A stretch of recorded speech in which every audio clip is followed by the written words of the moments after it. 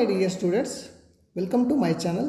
ವಿದ್ಯಾರ್ಥಿಗಳೇ, ಇಂದಿನ ಈ ಒಂದು ವಿಡಿಯೋ ಲೆಸನ್ನಲ್ಲಿ ನಾವು 10ನೇ ತರಗತಿ ಗಣಿತ ವಿಷಯದ ಅಧ್ಯಾಯ 3 2 ಚರಾಕ್ಷರಗಳಿರುವ ರೇಖಾತ್ಮಕ ಸಮೀಕರಣಗಳ ಜೋಡಿಗಳು, fair of linear equation in 2 variables, ಈ ಅಧ್ಯಾಯದ ಬಗ್ಗೆ ನಾವು ಚರ್ಚೆ ಮಾಡ್ತಾ ಇದ್ದೀವಿ ಕಂಟಿನ್ಯೂಸ್ ಆಗಿ. ವಿದ್ಯಾರ್ಥಿಗಳೇ, ನಾವು ಈಗಾಗಲೇ ಈ ಒಂದು ಅಧ್ಯಾಯದಿಂದ ರೇಖಾತ್ಮಕ ಸಮೀಕರಣಗಳನ್ನು ನಕ್ಷಾ ವಿಧಾನದಿಂದ ಯಾವ ರೀತಿ ಬಿಡಿಸಬೇಕು ಅನ್ನೋದನ್ನು ಈಗಾಗಲೇ ನಾವು ಸಾಕಷ್ಟು ಲೆಕ್ಕಗಳನ್ನು ಬಿಡಿಸೋದ್ರ ಮುಖಾಂತರ ತಿಳ್ಕೊಂಡಿದ್ದೀವಲ್ಲ. ಈಗ ಈ ರೇಖಾತ್ಮಕ ಸಮೀಕರಣವನ್ನು ಬಿಡಿಸುವಂಥ ಇನ್ನೂ ಕೆಲವು ವಿಧಾನಗಳಿದ್ದಾವೆ ವಿದ್ಯಾರ್ಥಿಗಳೇ. ಅವು ಯಾವ ವಿಧಾನಗಳು ಮತ್ತು ಆ ವಿಧಾನಗಳಿಂದ ಯಾವ ರೀತಿ ನಾವು ಬಿಡಿಸ್ಬೇಕು ಅನ್ನೋದನ್ನು ಈ ವಿಡಿಯೋದಲ್ಲಿ ನೋಡೋಣ. Okay, ready? ಬನ್ನಿ ಹಾಗಾದರೆ. ನೋಡಿ ವಿದ್ಯಾರ್ಥಿಗಳಲ್ಲಿ, ರೇಖಾತ್ಮಕ ಸಮೀಕರಣದ ಜೋಡಿಯನ್ನು ಬಿಡಿಸುವಂಥ ಬೀಜಗಣಿತೀಯ ವಿಧಾನಗಳಿದ್ದಾವೆ. ಅವು ಯಾವುವು? 2 ವಿಧಾನಗಳಿದ್ದಾವೆ. ಒಂದು ಆದೇಶ ವಿಧಾನ, ಇನ್ನೊಂದು ವರ್ಜಿಸುವ ವಿಧಾನ, substitution method and elimination method ಅಂತ 2 ವಿಧಾನಗಳಿಂದ ನಾವು ಈ ರೇಖಾತ್ಮಕ ಸಮೀಕರಣದ ಜೋಡಿಗಳನ್ನು ಬಿಡಿಸ್ತೀವಿ. ಓಕೆ, ಈಗ ಮೊದಲನೇದಾಗಿ ನಾವು ಏನು ಮಾಡೋಣ? ಆದೇಶ ವಿಧಾನದಿಂದ ಈ ರೇಖಾತ್ಮಕ ಸಮೀಕರಣಗಳ ಜೋಡಿಗಳನ್ನು ಬಿಡಿಸೋಣ ಅಂತ. ಮೊದಲನೇದಾಗಿ ಯಾವುದು? ಇಲ್ಲಿ ಅಭ್ಯಾಸ 3.2 ಇದೆ ನೋಡಿ. ಅಭ್ಯಾಸ 3.2ನ ಮೊದಲೇ ಕ್ವಶನನ್ನು ಬಿಡಿಸೋಣ. ಈ ಕೆಳಗಿನ ರೇಖಾತ್ಮಕ ಸಮೀಕರಣಗಳ ಜೋಡಿಗಳನ್ನು ಆದೇಶ ವಿಧಾನದಿಂದ ಬಿಡಿಸಿ ಅಂತ ಹೇಳಿದ್ದಾರೆ. ಮೇನ್ 1ನೇ ಕ್ವಶನಲ್ಲಿ ಇಲ್ಲಿ ಒಟ್ಟು 6 ಪ್ರಶ್ನೆಗಳಿದ್ದಾವೆ ವಿದ್ಯಾರ್ಥಿಗಳು. ಇದರಲ್ಲಿ ಈ 6 ಪ್ರಶ್ನೆಗಳಿಗೆ ನಾವು ಒಂದು ಸೊಲ್ಯೂಷನನ್ನು ಕಂಡುಹಿಡಿಯೋಣ. 1 ಬೈ 1 ನಾವು ಸ್ಟೆಪ್ ಬೈ ಸ್ಟೆಪ್ ನೋಡ್ಕೋತ ಹೋಗೋಣ ಅಂತ. ಬನ್ನಿ ಹಾಗಾದರೆ. ಈಗ ಕೊನೆ ಕ್ವಶನ್ ನಂಬರ್ 1 ನೋಡಿ, ಏನಿದೆ? x + y = 14, x - y = 4 ಇದೆ. ಓಕೆ ವಿದ್ಯಾರ್ಥಿಗಳು, ಇದನ್ನು ನಾವು ಬಿಡಿಸೋಣ ಅಂತ. ಯಾವ ರೀತಿ ಬಿಡಿಸ್ಬೇಕಿಲ್ಲಿ? ಆದೇಶ ವಿಧಾನ ಅಂದರೆ ಏನು? ಸೊಲ್ಯೂಷನಲ್ಲಿ ಬರ್ಕೊಳ್ಳೋಣ. ಆದೇಶ ವಿಧಾನ ಅಂದರೆ ಏನು ಮಾಡಬೇಕು? ಈ 2 ಸಮೀಕರಣಗಳನ್ನು ತೆಗೆದುಕೊಂಡು ಯಾವುದಾದ್ರೂ ಒಂದು ಚರಾಕ್ಷರವನ್ನು ಇನ್ನೊಂದು ಸಮೀಕರಣದಲ್ಲಿ ಆದೇಶ ಮಾಡಬೇಕು. ಯಾವ ರೀತಿ ಅಂತ ನೋಡೋಣ. ಈಗ ನೋಡಿ, ಮೊದಲನೇದು x + y = 14 ಇದೆ. ಇದು ಸಮೀಕರಣ 1 ಅಂತ ಹೇಳೋಣ.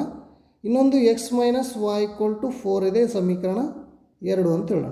ಓಕೆ ವಿದ್ಯಾರ್ಥಿ, ಯಾವುದಾದ್ರೂ ಒಂದು ಸಮೀಕರಣವನ್ನು ತೆಗೆದುಕೊಂಡು ಏನು ಮಾಡೋಣ? ಅದು x ಅಥವಾ yಗೆ ಅದನ್ನು ಸಮ ಮಾಡೋಣ. x + y = 14, ಈ 1ನೇ ಸಮೀಕರಣವನ್ನು ನಾನು ತೆಗೆದುಕೊಂಡಿದ್ದೀನಿ. ತೆಗೆದುಕೊಂಡಾದ್ಮೇಲೆ ಏನು ಮಾಡಬೇಕು? x ಅಥವಾ yಗೆ ನೀವು ಬೆಲೆಯನ್ನು ಸಮ ಮಾಡ್ಕೊಳ್ಳೋಣ. ಈಗ x = ಅಂತ ಬರ್ಕೋತೀನಿ. x = ಏನಾಗ್ತದೆ ನೋಡಿ, 14 + y ಬಲಭಾಗದಲ್ಲಿ ಬಂದರೆ ಏನಾಗ್ತದೆ ನೋಡಿ, -y ಆಗ್ತದೆ. ಅಂದರೆ ಎಕ್ಸ್ನ ಬೆಲೆ ಏನು? 14 - y ಆಗ್ತದೆ. ಅಂದರೆ ಇದು ಸಮೀಕರಣ 3 ಅಂತ ಹೇಳೋಣ. ಓಕೆ, ಈ ರೀತಿ ನಾವು ಯಾವುದಾದ್ರೂ ಒಂದು ಸಮೀಕರಣವನ್ನು ತೆಗೆದುಕೊಳ್ಬೇಕು. 2ರಲ್ಲಿ ಯಾವುದಾದ್ರೂ ಒಂದನ್ನು ತೆಗೆದುಕೊಂಡು x ಅಥವಾ yಗೆ ನಾವು ಬೆಲೆಯನ್ನು ಸಮ ಮಾಡ್ಕೊಳ್ಳೋಣ.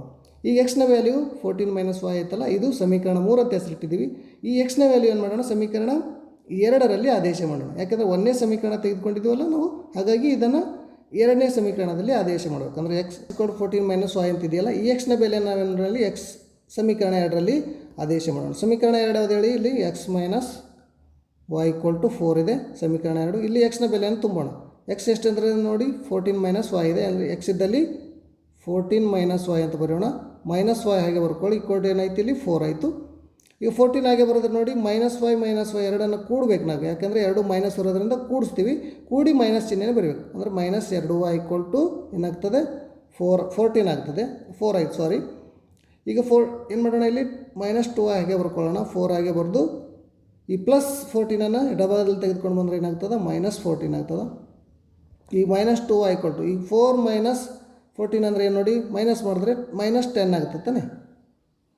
14ರಲ್ಲಿ 4 ಕಳೆದ್ರೆ 10 ಆಯಿತು. ಈ y ಬೆಲೆ ಕಂಡುಹಿಡಿಯಿರಿ. y = ಏನಾಯಿತು? -10 / -2.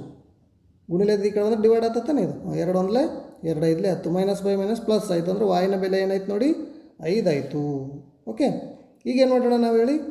y ಬೆಲೆ 5ಅನ್ನು ಕಂಡುಹಿಡಿದ್ವಿ. yದ ಬೆಲೆ y = 5ಅನ್ನು ಇನ್ನೊಂದು ಸಮೀಕರಣದಲ್ಲಿ ಆದೇಶ ಮಾಡೋಣ. 1 2 3 3 ಸಮೀಕರಣ ಇದಾವಲ್ಲ, ಈ 3 ಸಮೀಕರಣ ಯಾವುದಾದ್ರೂ ಒಂದರಲ್ಲಿ ನೀವೇನು ಮಾಡಿ? yನ ಬೆಲೆನ ಆದೇಶ ಮಾಡಿ.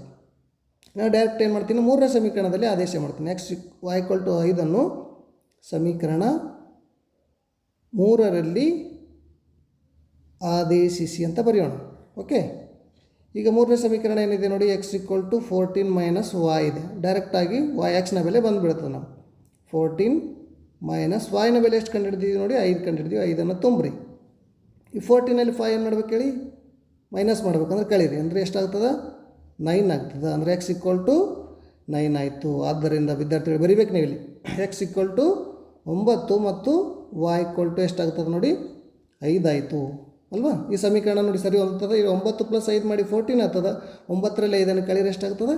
4 ಆಗ್ತದೆ. ಅಂದರೆ ನಾವು ಈ ರೀತಿ ಈ ಸಮೀಕರಣಗಳಿಗೆ ಬೆಲೆಗಳನ್ನು ಕಂಡುಹಿಡಿಬೇಕಾಗ್ತದೆ.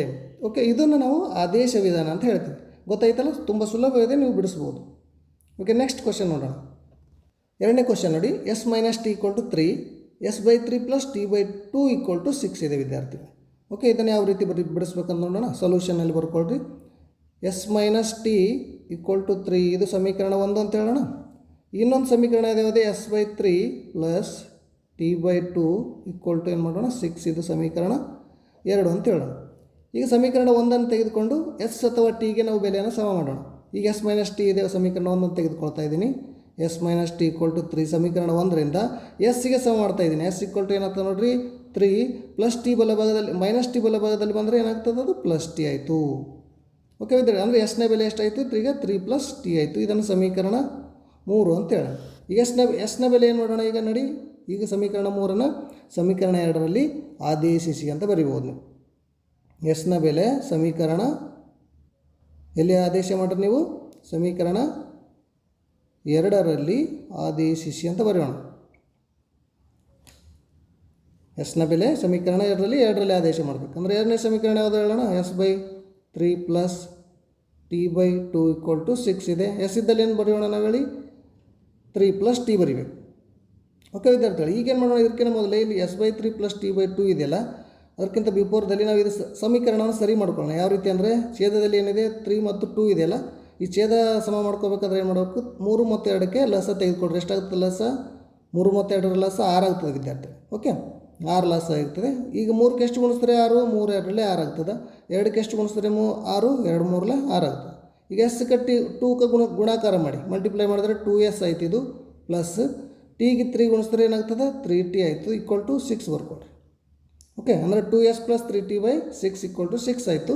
ಈಗ ಎಕ್ಸ್ನ ಬೆಲೆ ಇಲ್ಲಿ ಆದೇಶ ಮಾಡೋಣ. ಅಂದರೆ 2 ಇಂಟು ಎಸ್ ಇದ್ದಲ್ಲಿ ಏನು ಮಾಡೋಣ 3 ಪ್ಲಸ್ ಟಿ ತುಂಬ್ರಿ 3 ಪ್ಲಸ್ ಟಿ ಅಂತ ಬರೀರಿ ಪ್ಲಸ್ ಹಾಕ್ರಿ ಮತ್ತು 3tಯನ್ನು ಹಾಗೆ ಬರೀರಿ ಡಿವೈಡೆಡ್ ಬೈ ಏನಿದೆ 6 ಇದೆ ಹಾಗೆ ಬರೀರಿ ಈಕ್ವಲ್ ಟು 6 ಆಯಿತು. ಓಕೆ, ಇದನ್ನು ಸಿಂಪ್ಲಿಫೈ ಮಾಡ್ತಾ ಹೋಗ್ರಿ. ಇದು ಬ್ರ್ಯಾಕೆಟ್ ಬಿಡಿಸೋಣ. 2 ಇಂಟು 3 ಮಾಡಿದ್ರೆ ಎಷ್ಟಾಗ್ತದೆ ನೋಡಿ 6 ಆಯಿತು ಪ್ಲಸ್ 2 ಇಂಟು ಟಿ ಮಾಡಿದ್ರೆ 2t ಆಗ್ತದೆ ಪ್ಲಸ್ ಇನ್ನೊಂದು 3t ಉಳಿದಿದೆ ಅಲ್ಲಿ. ಓಕೆ, ಈಗ ಏನು ಮಾಡೋಣ ಈಕ್ವಲ್ ಟು 6 ಹಾಕಿ ಇದು ಡಿವೈಡ್ 6 ಇದೆಯಲ್ಲ ಇದು ಈ ಕಡೆ ಬಂದರೆ ಏನಾಗ್ತದೆ ಇಂಟು 6 ಆಗ್ತದೆ. ಬಲಭಾಗದಲ್ಲಿ ತೆಗೆದುಕೊಂಡ್ರೆ ಇಂಟು 6 ಮಾಡಿರಿ. ಈಗ 6 ಹಾಗೆ ಬರೆದ್ರೆ 2t 3t ಎರಡು ಕೂಡಿಸ್ರೆ ನೋಡಿ 5t ಆಯಿತು ಈಕ್ವಲ್ ಟು 3 ಎಷ್ಟಾಗ್ತದೆ ಮಲ್ಟಿಪ್ಲೈ ಮಾಡಿದ್ರೆ 36 ಆಗ್ತದೆ. ಈಗ 5t ಈಕ್ವಲ್ ಟು ಏನಾಯ್ತು ನೋಡಿ 36 ಪ್ಲಸ್ 6ನ್ನು ಬಲಭಾಗದಲ್ಲಿ ತೆಗೆದುಕೊಂಡು ಬಂದರೆ ಏನಾಯಿತು -6 ಆಯಿತು. 36ರಲ್ಲಿ 6ನ್ನು ಕಳೆದ್ರೆ ಎಷ್ಟಾಗ್ತದೆ ನೋಡಿ 30 ಆಗ್ತದೆ. ಅಂದರೆ 5t ಬೆಲೆ 30 ಆಯಿತು. ಈಗ ನಾವು ಟಿ ಬೆಲೆ ಕಂಡು ಹಿಡಿಬೇಕು. ಈಗ ಟಿ ಈಕ್ವಲ್ ಟು ಏನು ಮಾಡಿ 30 ಗುಡಲೆ ಕೆಳಗೆ ಬಂದರೆ ಏನಾಗ್ತದೆ ಇದು ಡಿವೈಡ್ ಆಗ್ತದೆ. 5 1 5 6 30 ಅಂದರೆ ಟಿ ಬೆಲೆ ಎಷ್ಟಾಯ್ತು ನೋಡಿ 6 ಆಯಿತು. ಓಕೆ, ಈಗ ಏನು ಮಾಡೋಣ ಟಿ ಈಕ್ವಲ್ ಟು 6ನ್ನು ನಾವು ಸಮೀಕರಣದಲ್ಲಿ ತುಂಬೋಣ ಹೇಳಿ. ಸಮೀಕರಣ 3ರಲ್ಲಿ ಆದೇಶ ಮಾಡೋಣ. ಸಮೀಕರಣ 3ರಲ್ಲಿ ಆದೇಶಿಸಿ ಅಂತ ಬರೀರಿ. ಆದೇಶಿಸಿ ಅಂತ ಬರೆಯೋಣ. ಓಕೆ, 3ನೇ ಸಮೀಕರಣ ಏನಿದೆ ನೋಡಿ s equal to 3 plus T ಇದೆ.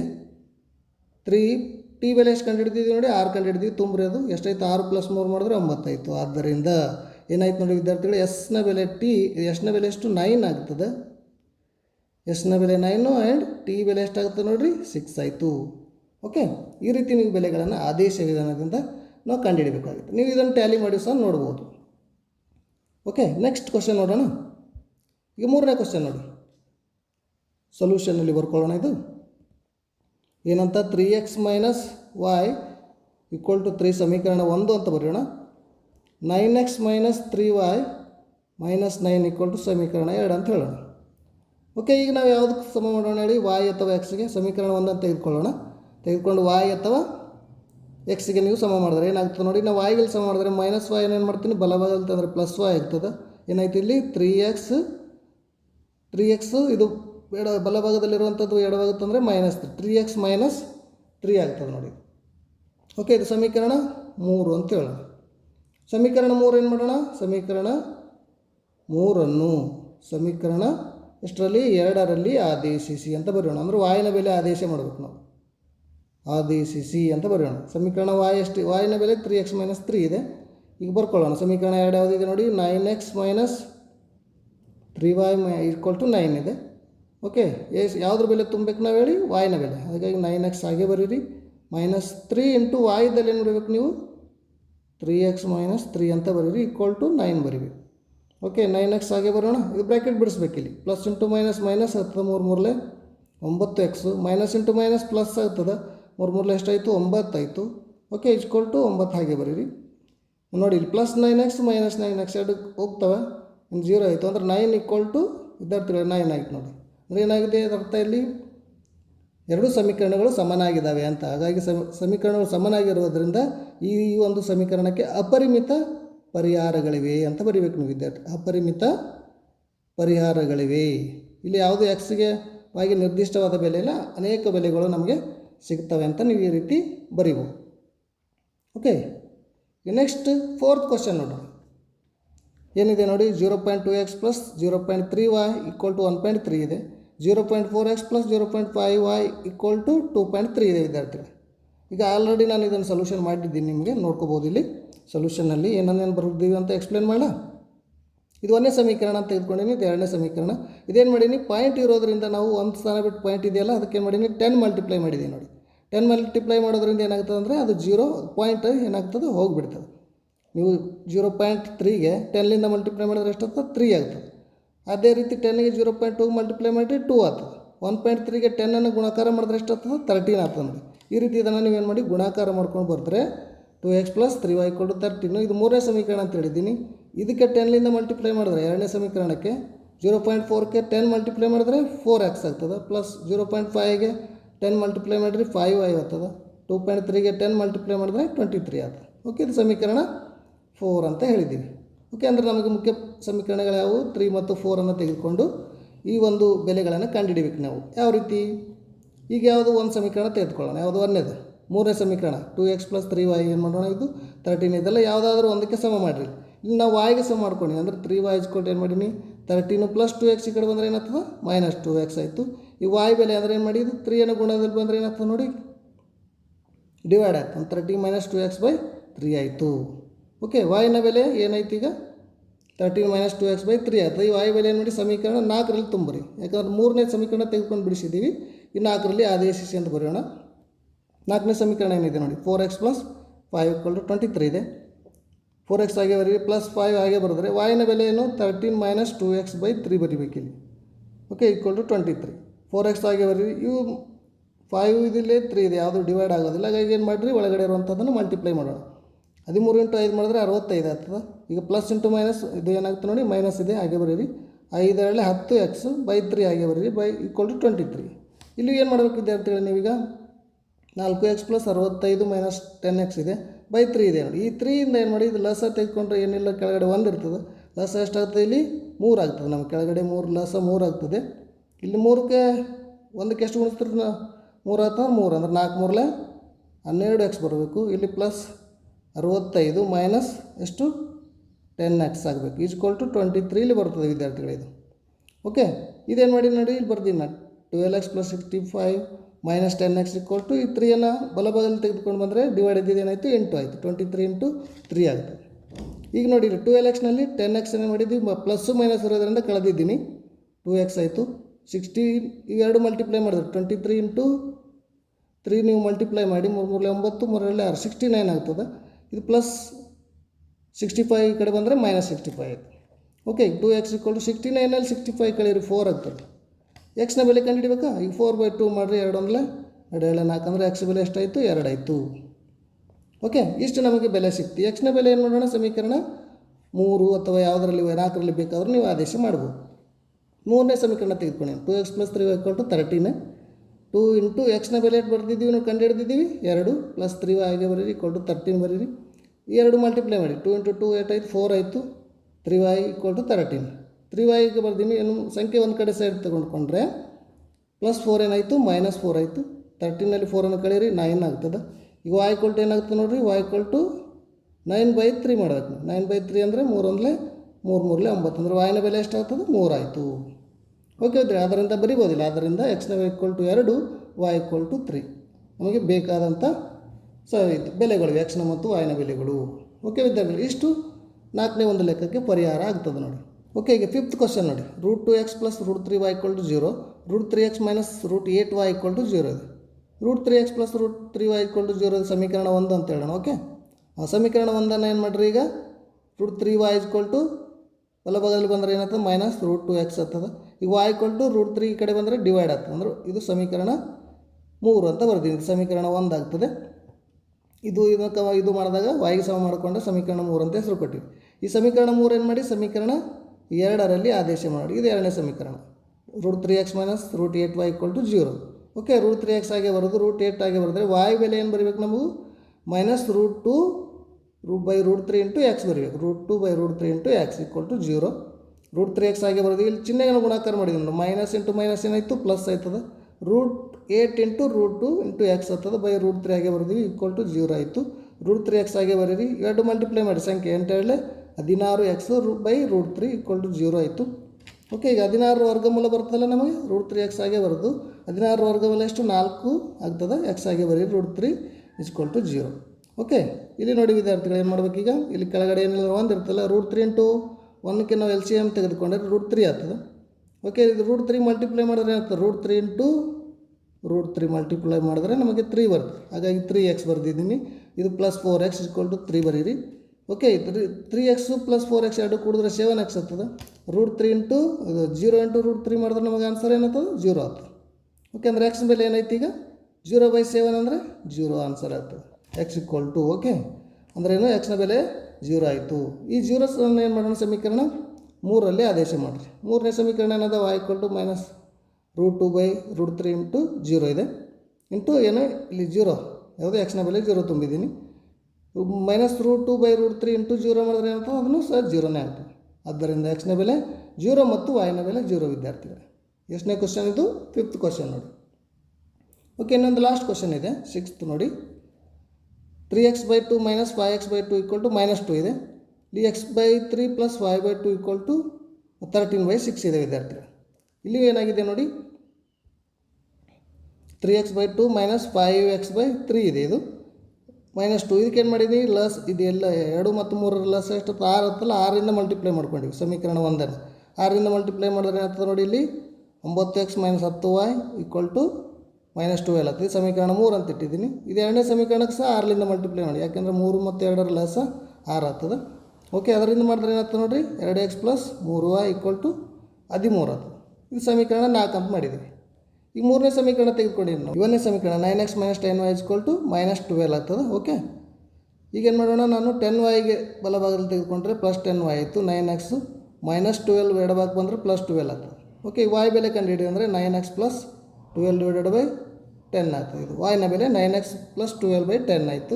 ಈ y ನ ಬೆಲೆ ಏನು ಮಾಡೋಣ, ಸಮೀಕರಣ 4ರಲ್ಲಿ ಆದೇಶ ಮಾಡಿದ್ದೀವಿ. 4ನೇ ಸಮೀಕರಣ ಏನಿದೆ ಅಂದರೆ 2x + 3 × y ನ ಬೆಲೆ ಏನು ಮಾಡ್ಬೇಕು, ಇಲ್ಲಿ 9x + 12/10 ಆ್ಯಡ್ ಮಾಡಿದ್ದೀನಿ. = 13 ಬರೆದಿದ್ದೀವಿ. 2x ಆಗಿ ಬರೀ ಮಲ್ಟಿಪ್ಲೈ ಮಾಡಿ. 9 3 27x + 12 ಎಷ್ಟಲೆ 12 3 36/10 ಬರೆದಿದ್ದೀವಿ. = 13. ಈಗ ಇಲ್ಲಿ ಲಸ ತೆಗೆದುಕೊಂಡ್ರೆ ಏನಾಗ್ತದೆ ನೋಡಿ, 2ಕ್ಕೆ 10ಕ್ಕೆ 1 ಲಸ ತೆಗೆದ್ರೆ 10 ಆಯಿತು. 10 20x + 27x + 36. 10 ಮತ್ತು 13 ಮಲ್ಟಿಪ್ಲೈ ಮಾಡಬೇಕಿಲ್ಲಿ. ಈ 2 ಕೂಡಿದ್ರೆ 47x ಆಯಿತು. ಈಗ 13 × 10 ಮಾಡಿದ್ರೆ 130 ಆಯಿತು. +36 ಈ ಕಡೆ ಬಂದರೆ -36. 47x = ಇದರಲ್ಲಿ ಇದು ಮೈನಸ್ ಮಾಡಿರಿ 94 ಆಗ್ತದೆ. x ಬೆಲೆ ಕಂಡುಹಿಡಿಯಬೇಕಾದ್ರೆ 94/47 ಮಾಡಿದ್ರೆ x = 2 ಬರ್ತದೆ ವಿದ್ಯಾರ್ಥಿಗಳಿಗೆ. ನಮಗೆ x = 2 ಆಯಿತು. ಈ x ನ ಬೆಲೆ ಏನು ಮಾಡಿರಿ, ಸಮೀಕರಣ ಇನ್ನೊಂದು ಯಾವುದರಲ್ಲಿ 3ರಲ್ಲಿ ಆದೇಶ ಮಾಡಿದ್ರೆ ಏನಾಗುತ್ತೆ ನೋಡಿ, y = 9x/12/10 ಇದೆ. x ನ ಬೆಲೆ 2 ಆ್ಯಡ್ ಮಾಡಿದ್ದೀನಿ ಇಲ್ಲಿ. 9 18 + 12 ಕೂಡಿದ್ರೆ 30 ಆಯಿತು. 10 10ರಿಂದ ಡಿವೈಡ್ ಮಾಡಿ, 10 1 13 30 ಅಂದರೆ y ಬೆಲೆ 3 ಆಯಿತು. ಆದ್ದರಿಂದ x = 2 ಆ್ಯಂಡ್ y = 3 ವಿದ್ಯಾರ್ಥಿಗಳು. ಇದು 6ನೇ ಕ್ವಶನ್ಗೆ ಸೊಲ್ಯೂಷನ್ ಆಗ್ತದೆ. ಇಷ್ಟು ನಾವು ಮೇನ್ 1ನೇ ಕ್ವಶನ್ನಲ್ಲಿರುವಂಥ 6 ಪ್ರಶ್ನೆಗಳಿಗೆ ಆನ್ಸರನ್ನು ಮಾಡಿದ್ದೀನಿ. ಇದು ಯಾವ ವಿಧಾನದಿಂದ ಹೇಳಿ, ಇದು ಆದೇಶ ವಿಧಾನದಿಂದ ಮಾಡಿದ್ದೀವಿ. ಇನ್ನು 2ನೇ ಕ್ವಶನನ್ನು ನಾವು ನೆಕ್ಸ್ಟ್ ವೀಡಿಯೋದಲ್ಲಿ ನೋಡೋಣ ಅಂತ ಹೇಳ್ತಾ, ವಿದ್ಯಾರ್ಥಿಗಳೇ ಇಲ್ಲಿವರೆಗೂ ವಿಡಿಯೋವನ್ನು ವೀಕ್ಷಿಸಿದ್ರಿ, ತಮಗೆಲ್ಲ ಆತ್ಮೀಯವಾದ ಧನ್ಯವಾದಗಳು.